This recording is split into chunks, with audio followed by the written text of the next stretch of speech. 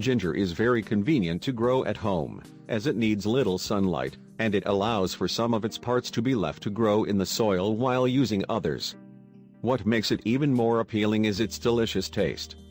Ginger is often used in cooking, as well as in tea or other herbal mixtures. Ginger ripens over a period of 10 months. It's advisable to keep it indoors during the cold months, as it doesn't tolerate cold weather. How to plant ginger. Garden centers or seed catalogs are the best places to buy ginger, as it can hardly be found at the local garden suppliers. It isn't recommended to plant ginger bought at the grocery, because it has been treated with a sprout inhibitor, and the results will be far from desired. In case you buy ginger at the grocery, it is advisable to leave it in water overnight so as to remove all pesticides it may have.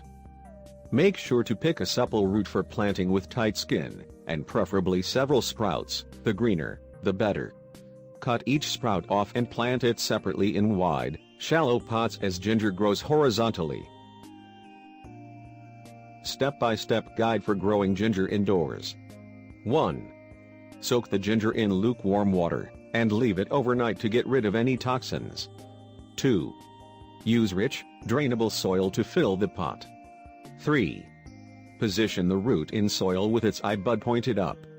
Cover it with 1 to 2 inches of soil and then water it well. 4. Keep the ginger pot in a warm and shady place. 5. Use a spray bottle, or light watering to keep soil dampness. 6. The first sprouts should appear out of the soil in a few weeks. Keep on with continual moisturizing. Ginger harvesting. The first pieces of ginger can be collected within 3 to 4 months.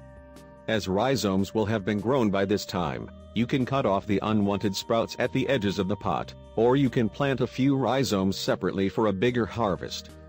Provided you take good care of the plant, it will continually grow roots which you can harvest.